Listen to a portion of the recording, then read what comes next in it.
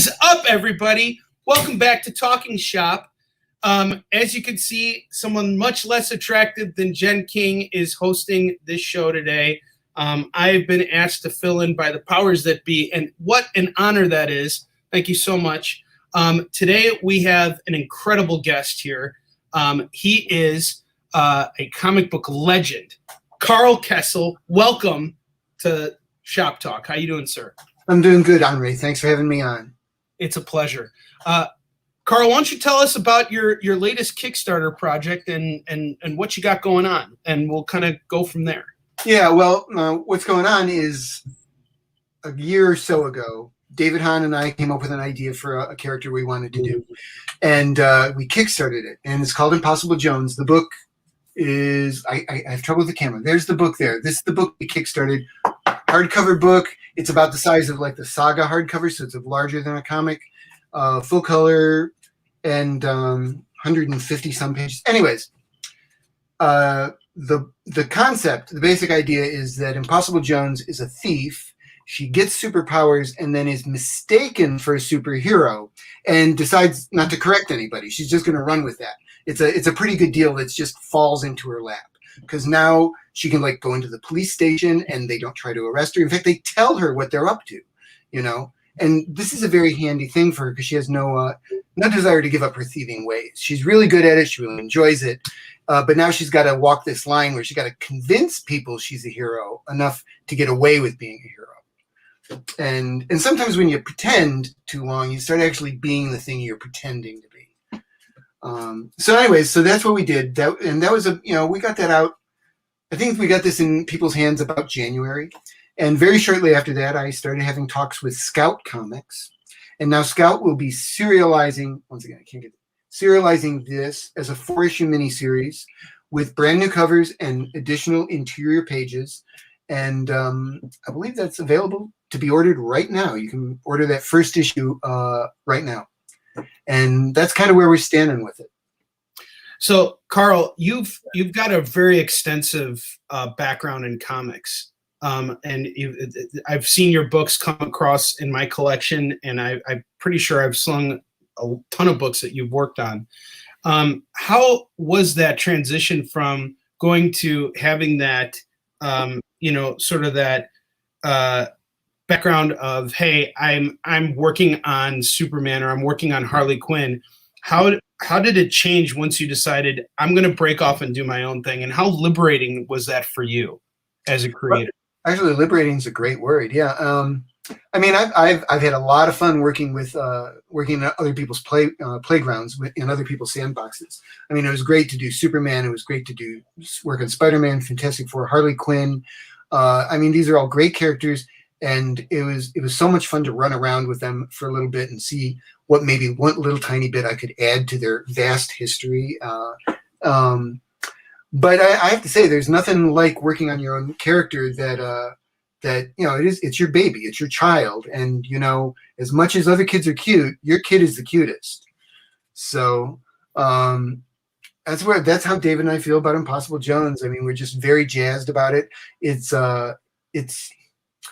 There's just no way to describe how satisfying it is to finish one of these projects and to see, your baby go out in the world. And Impossible Jones, thankfully, has been very well received so far by the people who've read it. And we're hoping a lot more people can read it now that it's going to be a Scout book and actually in comic shops. That's, our main reason for getting a deal going with Scout is we think this is a really fun character. We think people will really enjoy her. So we want more opportunities for people to discover her. Absolutely. And you know what I think is really great about the fact that you played in all these other sandboxes really gave you the experience to kind of like go off and do your own thing. It's like, without that background, this project exists because of the other things that you worked on that gave you the confidence and ability to do it.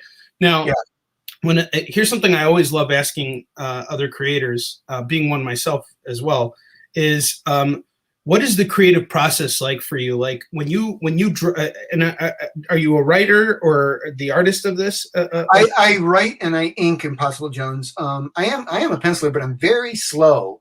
So David Hahn is the penciler here. David, who worked on Batman 66 and a million other things. I was gonna say his artwork reminded me of Michael Allred's a little bit, like just there's I will say there is some similarities between Allred's work and David's, and I think that's a good comparison. I think David's got a more simple style, kind of Alex Tothi, very much maybe Jaime Hernandez. I really love the clean, modern sensibility of his stuff. His stuff is very stylish. It's very dynamic. He always just makes people look great. He just draws these people that look great. And, I think that's a big part of any artist. You want the artist to have a style that you like to look at. You know what I mean?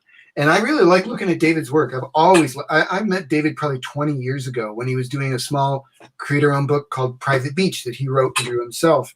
And even at that point, I was very taken by his work, And so when this chance came up, and really it came about because David had posted online that work seemed to be slowing down, or he was worried it was going to slow down. And so I contacted him. I said, Dave, I like your work. If you're worried about having stuff on your desk, maybe we can help each other out here, And this came out of it. And really, David has never had trouble keeping work on his desk. He was just being worried for no reason. And I'm just lucky and fortunate enough to get him on this project with me. And David brings a lot to the table beyond just his ability to draw.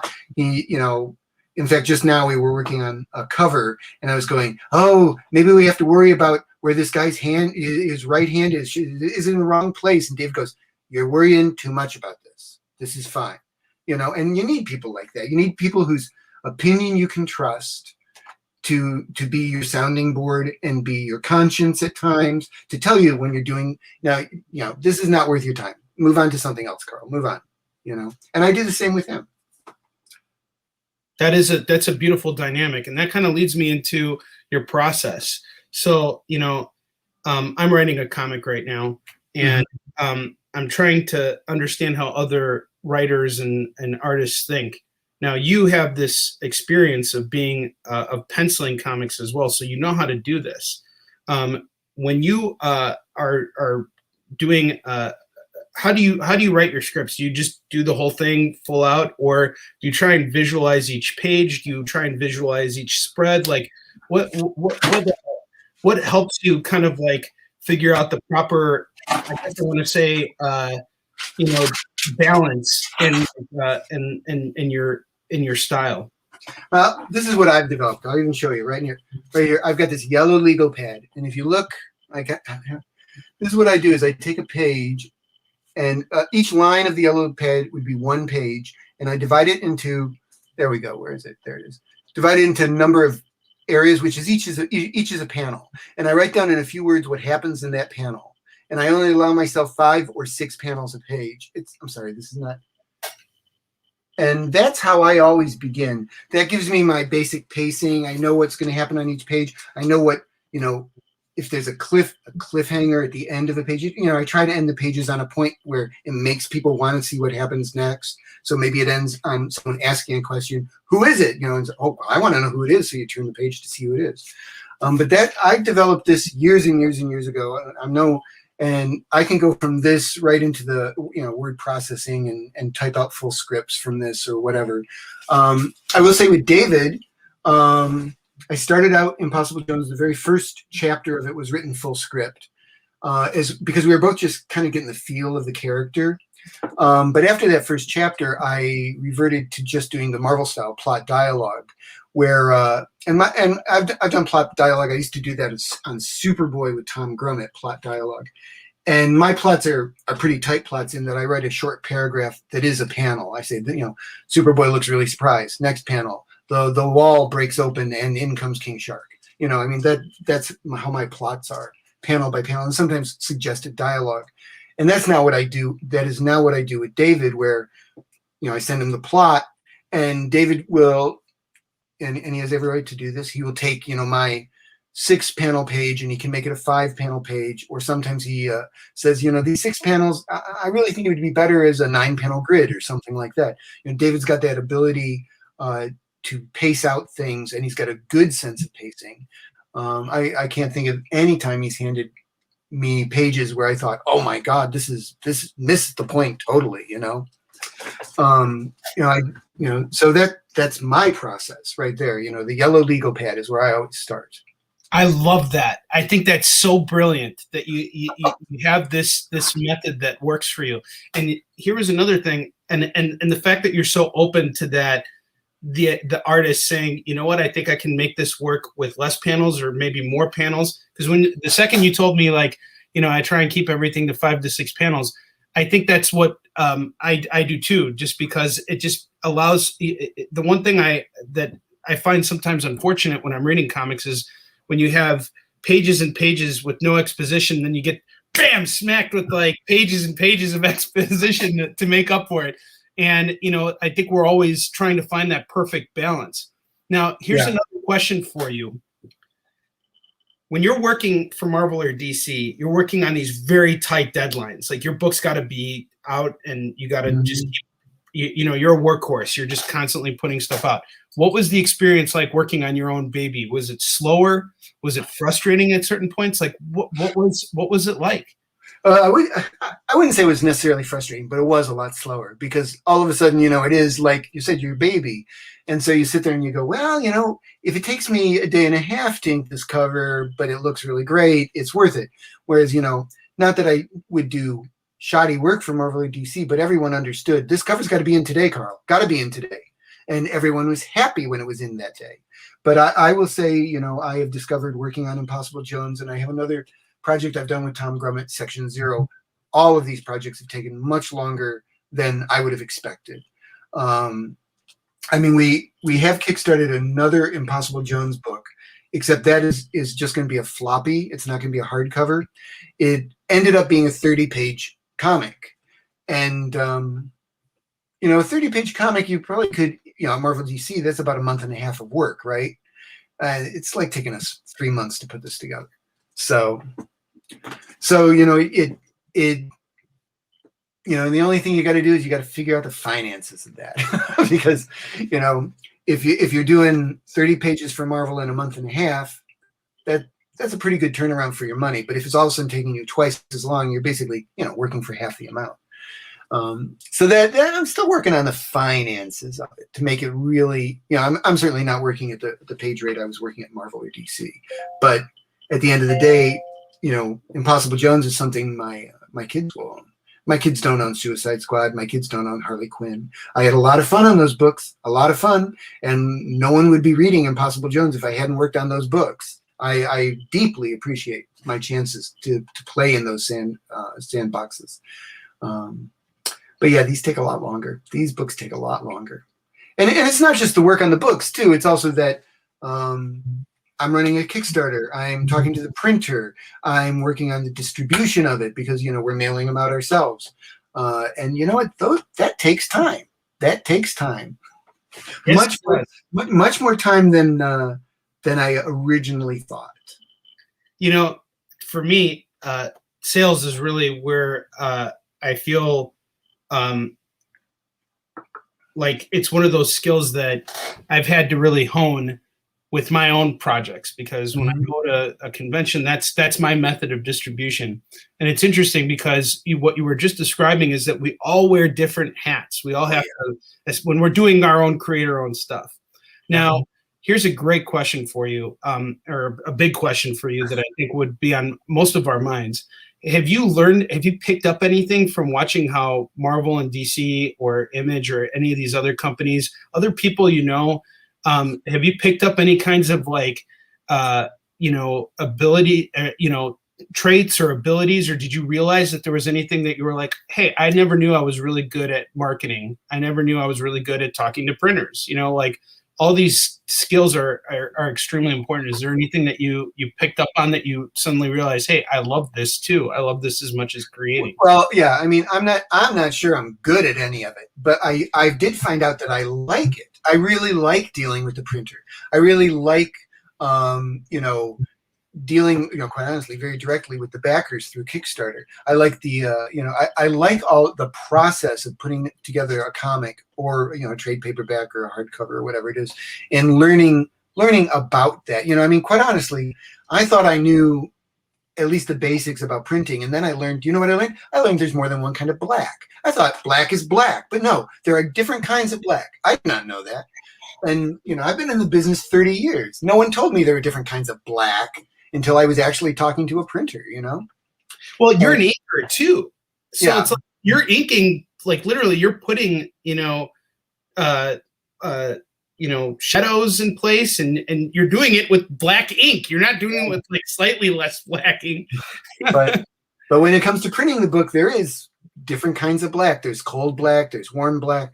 And I'm not a painter. I've never had a good color sense. So in my life, I've always worked black and white ink and paper, So I've never done a lot of painting. So I wasn't aware of the fact that there's cool blacks and warm blacks and neutral blacks. And, that was, a whole new world. But I really enjoy learning all of this. It's really, really, it's really fascinating to me.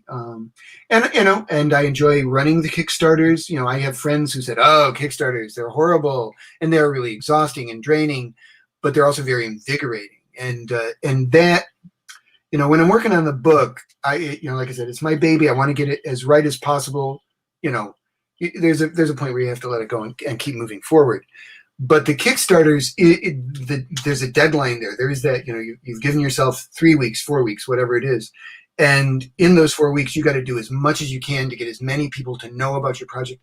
And there is a real immediacy and got to do it now, got to do it now, got to do it now. And that is kind of similar to, producing a monthly comic where you got to get the page in, got to get the page in, got to get the page in. And if you don't do that every day for a month, you're not going to make your deadline. And so I think actually in some ways, working for Marvel or DC prepared me for Kickstarters in that way. That's fascinating.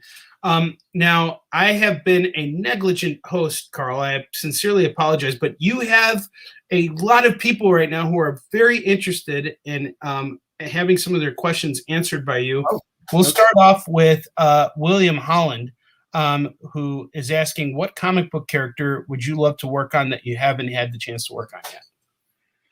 Yeah, well, established comic character. I mean, I've worked on almost all of them. I mean, my favorite characters, are the Fantastic Four at Marvel and the challenges of the Unknown at DC. And I've played around in both of those sandboxes a little bit, but not to any major extent. I would really enjoy doing that. Beyond that, I don't know. I mean, yeah, I mean, there's a lot of great characters, and that's the thing is, if you get the call from Marvel or DC and they say, like for instance, once I got a call from Marvel and they said, Carl, how would you like to write Gambit? And I will say, Gambit is a character I know almost nothing about. I know he's part of the X-Men and he throws playing cards. Like that's all I know about Gambit. But the thing is when you get the call, then you start going, well, what would I do with that character? What is this character about? What does the character say to me? And that's really fun. It's fun to go down that road. I mean, a lot of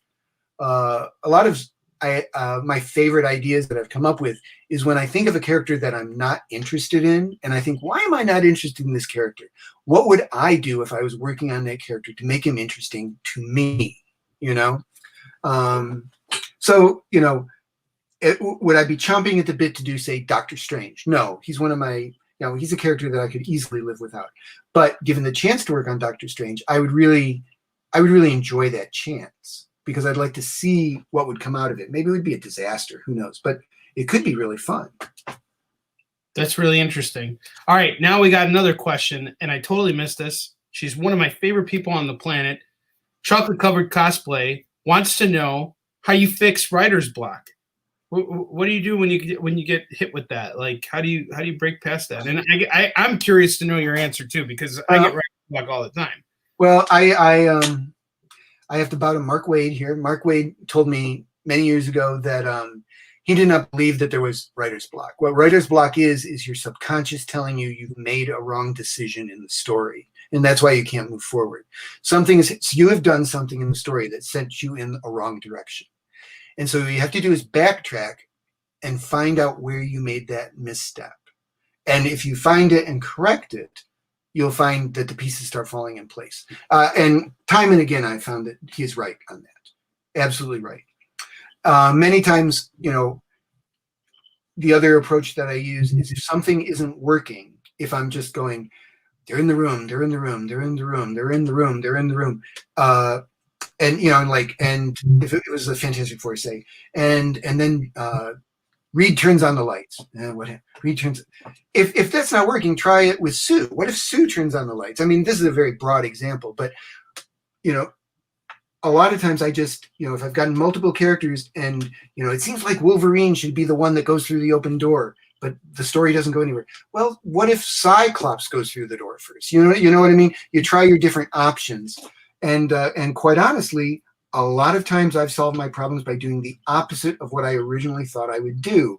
Okay, they go through the door, and it's not working. They don't go through the door. They jump through the window. Oh, that's much more exciting, A lot of times that has happened to me where the direction I want to go, I'll try to figure out, no, what's the other path that I haven't taken before. So, and in my way of looking at it, I look for the opposite of what I was trying to do. That's fascinating. And chocolate covered cosplay is enthralled by your answer. And she says it's great advice because it is. I agree 100% with what Mark told you. And he's one of the premier artists in comics. Mm-hmm. Moving on, we have another question from Adam Skinner. My man Adam Skinner is asking what's a genre of book that you haven't done that you'd like to do, and what is the type of book you feel is not made enough? Well, I'd love to do a Western. I love Westerns.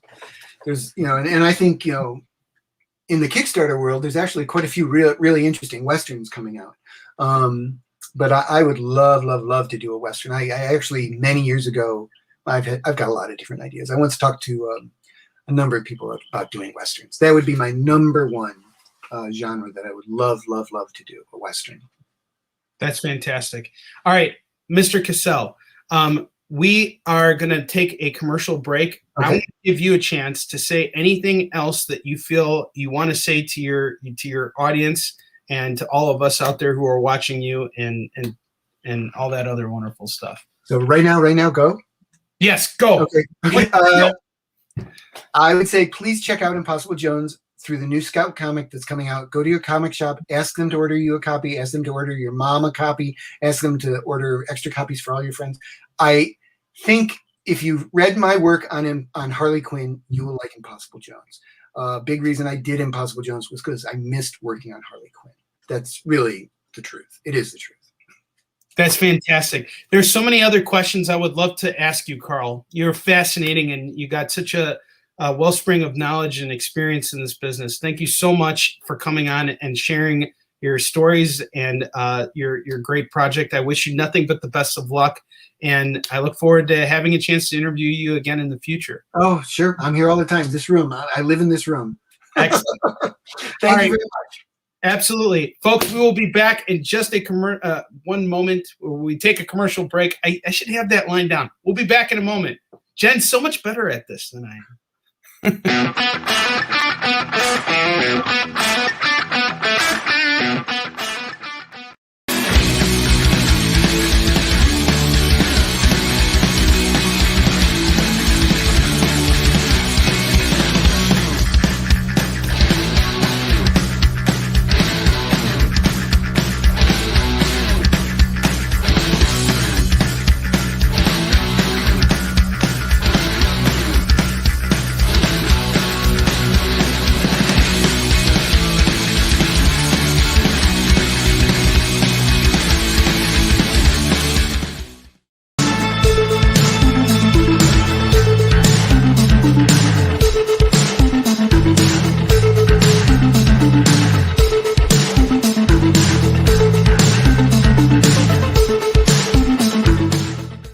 To be continued.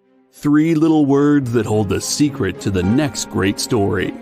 3 words that will thrill you, confound you, give life to new possibilities.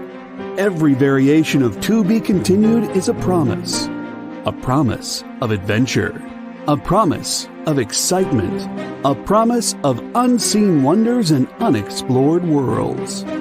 A promise that every issue you read makes you a part of a never-ending journey, And behind every page, there will be an unopened door waiting for you. This story to be continued at your local comic book shop today. Visit comicshoplocator.com today.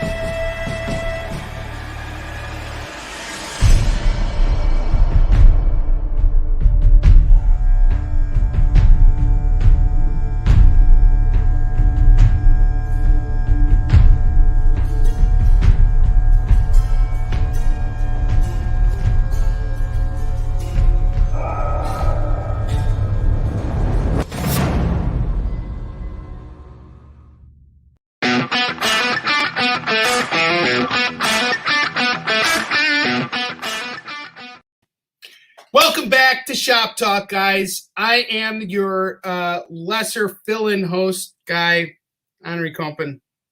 Jen King is so much better at this than I am. But where I fail, our next guest is going to succeed. I am ready to talk shop with the Sarah Hoyt. Sarah, welcome to Shop Talk. How are you doing today? I'm fine. I'm trying to figure out where the camera is. Okay, there. Actually, JD, can or whoever's pulling this, can we get? Yes, there we go. Now we can see that beautiful plant behind you. Okay, well, let's talk shop. Sarah, what do you got going on right now? In comics, just Barbarella. I mostly write novels, so this is a new thing, and it's been lots of fun. Well, Barbarella isn't just a thing. She is my my crush from I had a crush on her in my youth. So what was it like coming onto this project? Well, because it's my first time writing for comics for pay. I have done fun things on the side, but this was the first time doing actual professional work in comics. Normally I do novels. So I got this email, and I get a lot of these emails, usually from like high school kids. And it was like, so do you want to write a comic for us?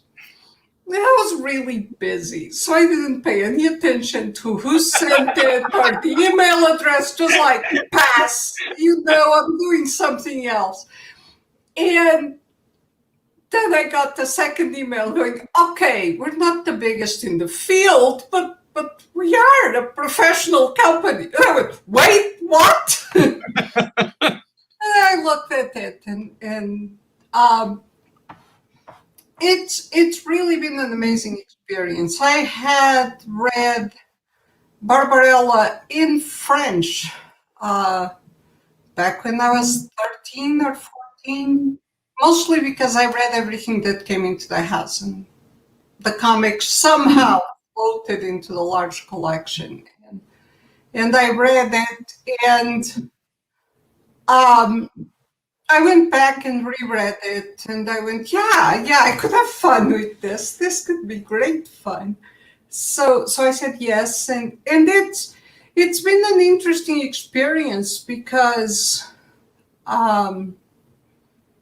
well, the person I'm working with at Dynamite is amazing. I mean, he is just, because he'll send me this, it's like, this is a big problem. And I look at it and I go, no, that's not, you're right, I did the stupid thing. And I go and fix it, and it's fine. And he lets me, take all the toys out and play with them, and doesn't go, you can't touch this, or that's wrong. So, well, the franchise owner said we couldn't invent an origin for her, which I guess it's fair, but other than that, I'm just having a ton of fun because I can bring out all these almost pulp setups for worlds and things. And it's like the first time I heard someone do an audiobook of my books, and it was really good because I put in suggestions and whatnot, and then the artist goes and makes these lush environments, and it's like seeing my dreams come alive. It's great. I'm enjoying the heck out of it. Now, Sarah, I apologize because I feel like you took a note to your comic background. What I really want to know is about your writing background, how you got into it, and how that transitioned into you falling into comics, like you developing an interest to get into it. My husband says that I'm supposed to inform people no genre is safe for me. Though I haven't so far written men's adventure or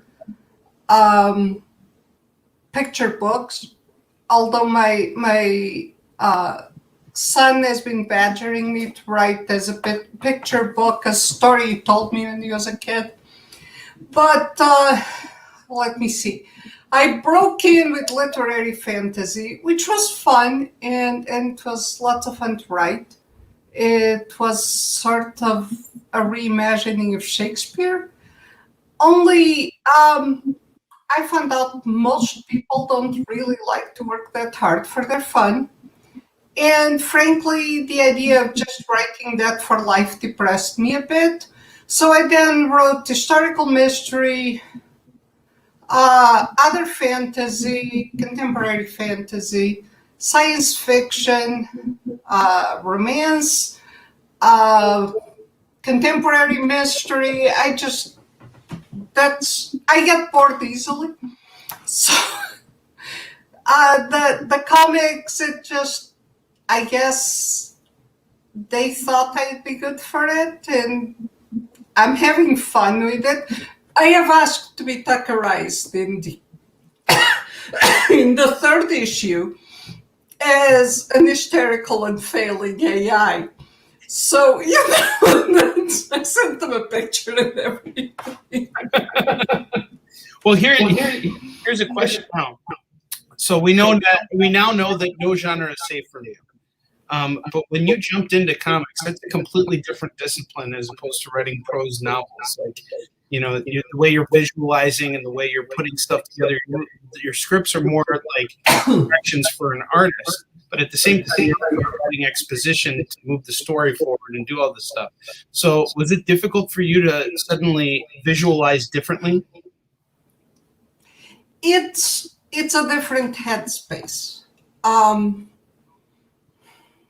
So I always write very visually anyway. My artists at least tell me that, because I go like, well, do you have an idea for a cover? And they go, oh yeah, you write very visually. It's very easy to extract visuals from what you write. However, comics, from the creating them perspective, was still a new thing. And my first two passes at the script had way too many words and not enough direction for this can be conveyed in images. And then my two sons got into the act. I call them the Goon Squad because they're both over 6 feet tall and fully grown. But they got into it because they are major comic fans. And this is one of maybe 3 things I've done that they got really invested in. So they were like, you're doing Barbara, oh, that's so cool. And so they got into it. And they sat down with me and I passed them the script, and they were like, no, this is not a script. This is a short story. Go back and do this visually. You don't have to explain that. You have to show us, and just step by step until my head kind of went, oh, this is what's needed. I literally heard that crack sound as you Yeah, and then I was in it. And then the only problem, it's funny because I have read comics more recently, but my biggest issue is that I think you imprint on what you read as a little kid. And what I read as a little kid was like Disney comics. So, well, and Superman comics in the 70s. So I'm putting in some bubbles, and they made fun of me relentlessly for that. They teased the heck out of me for that. They were like, oh, sure. But other than that, after that, I mean, the second one, they just looked over and they're like, yeah, you got it. And they have no problems. So I had the Goon Squad as kind of a secret weapon in my corner. So that's really amazing that you have your children as a guiding assistant editors. Yes, they as I said, they normally aren't that involved in what I write. I have a science fiction, space opera book that my older son read when he was 19, and he was like, Mom, why the heck do you write a book where the woman spends most of her time naked? And she just loses her clothes. And he's like, that's just, no, stop doing that. So, not because I'm his mom. So normally they're not that involved. It's really funny because my friends and I joke that our kids read the other, but they don't read our stuff, or at least don't admit to it. But this is one of those they got really excited about. So I was very lucky to have them because, as I said, it's more their. Yeah, it's more their they understand it a little bit better and they can help. Yeah, they are more into it than I mean, I will still read anything that comes into the house, but they've just recently moved up, but they are far more involved in the culture than I am. Sure. So it was nice having them there to advise and guide my work. But yeah, once the headspace went spoing, probably the speech bubble, it was much easier. It's just a different way of thinking. You actually do that between different genres of novels. I have mentored younger writers, and I go, because they're starting, say, a mystery, and they've only written science fiction, and they're like, oh, I'm doing all this wrong. It feels like it's not working. I said, no, it's just you have to wait until your head fits in that space. Because no matter how much you've read of it, being out in the panel and rewiring things is different. It's a different game than just absorbing it.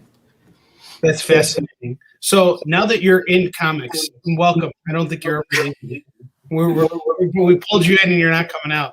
What other kind of projects can you see yourself working on in the future?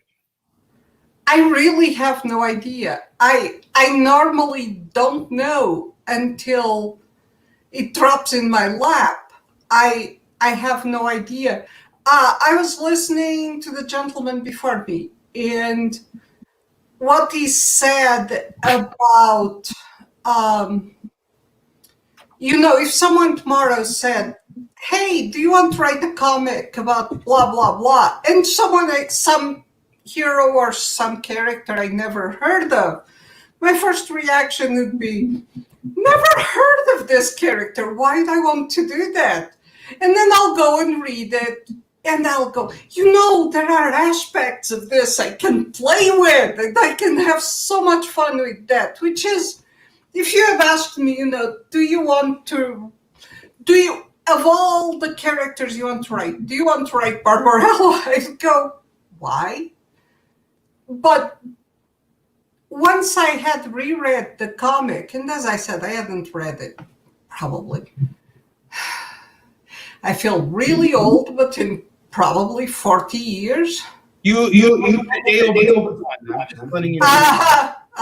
Which is why I want to be Tuckerized as a neurotic middle-aged AI. But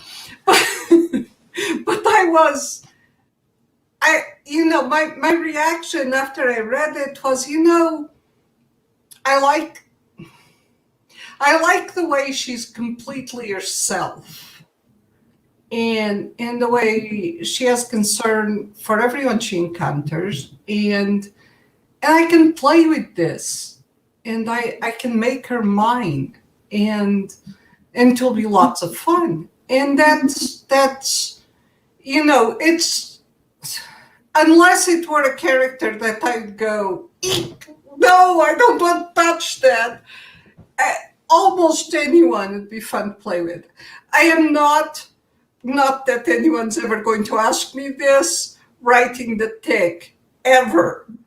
Because the Tick was responsible for, by being unable to say the word spoon, for most of the time my kids were growing up, because to turn into a skit. And so that's right out. I think your relationship with your children is absolutely wonderful. And the fact that you connect with each other is so great. Sarah, I noticed that there's an echo, and I think it might be because the speaker might be a little loud on your end. Can you try turning it down? Oh, without muting yourself? No, okay, all right, that's technology. Spoon is what we'll say to that. We have like 50 extremely expensive cameras and mics and stuff that are directional and have all sorts of things. Because my husband's in technology. So he buys this stuff because it's Monday. So let's buy another new thing I just saw. During the last year, when we were having all these panels and conferences and stuff online, I was like, and I need something that works in my computer. So, not at According to Hoyt, at sarahahoyt.com. Correction. According to Hoyt is a blog, and it's not necessarily about my novels. Okay. Also, I have a newsletter called Schrodinger Path, which, Sarah's sharing all this stuff right now. You guys can see. I have Schrodinger Path on Substack, and it's a newsletter, but Substack's kind of weird because it also functions like a blog. And I share stuff there. Like I shared pages from, as soon as they were inked, pages from Barbarella. And I share stuff that's coming out and snippets. And I try to do something every week. But anyway, when we needed a camera and a mic, my husband tried all of them. The only one that worked was this incredibly cheap one that came with something the kids bought. And I can't regulate it, and I can't do anything, but it talks to my computer, so that's great. Well, the good thing is you get to hear me twice, and everybody gets to hear me twice because I have a very beautiful voice. It's okay. I was a singer, but I just don't sing very well. I'm tone deaf, but I have a voice for singing, I guess. I'm just kidding. I don't know. Making things up.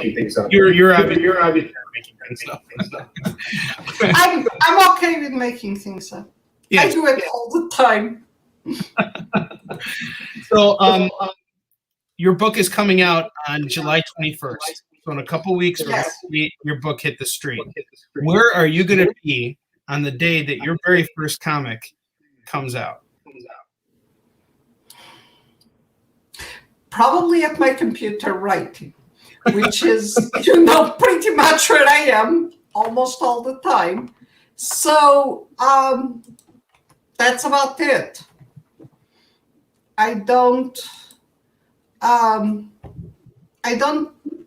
expect to be doing anything special. We might go out to dinner. I mean, I do expect some of my fans to start inundating my mailbox with emails, because they do that at the drop of a hat. But and I like it. I'm not complaining. I like my fans. They're great people. So Do you find it sometimes difficult to not get swept up in engagement with your audience when you have a bunch of things going on? Like, I noticed that a lot of creators, when they're promoting, they sometimes spend maybe more time out there engaging with their fan base than they do actually getting the work done, or actually it's really easy to kind of get swept up in one thing and forget completely about something else.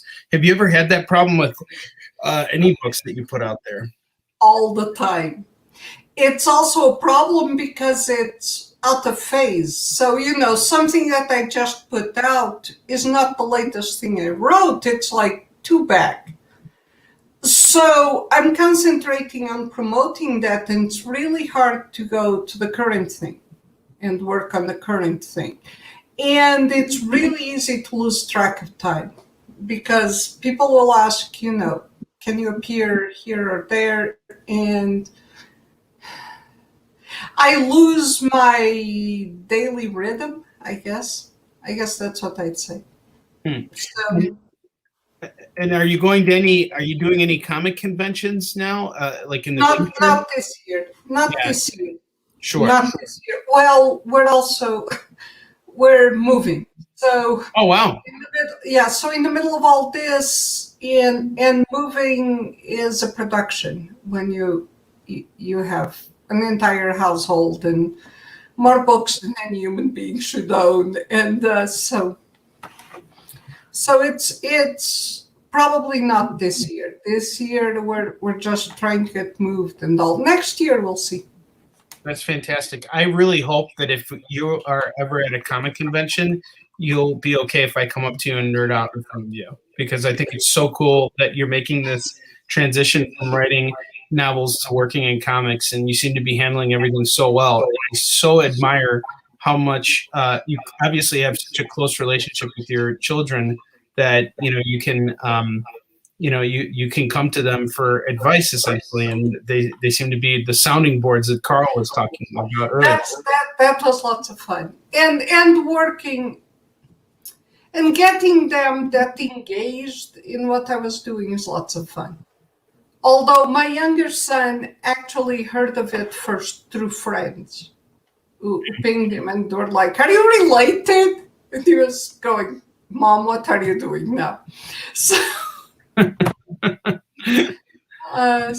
that was interesting. Well, Sarah, I think we're at the end of our time spot here. How would you like to? Do you have anything else you want to tell us? We know that your book is coming out on July 21st. Anything else you want to say before we end this? No, other than just go and get it, because it's so much fun, both for me to do this, and the artist is magnificent. I love this work. Excellent. And who is the artist? I can't pronounce his name. Okay. I'm not even going to try. Well, folks, if you scroll up, there is information on the book itself. You just check the comments. JD has left a bunch of links here. Be sure to check out Sarah's Substack. Follow her on Twitter. I just did right now. I hope you do too. And Sarah, thank you so much for coming on Shop Talk today. And everybody else, thank you so much for having me on here. I am no Jen King, but it is such a pleasure to have the opportunity to come out here and talk shop wonderful creators who are putting out new stuff. You are all an inspiration to me. Thank you so much. I love you guys. Thank you. Sarah, best of luck to you. I will be picking up your Barbarella book. I promise you. Thank you. Take care, everyone. Thank you.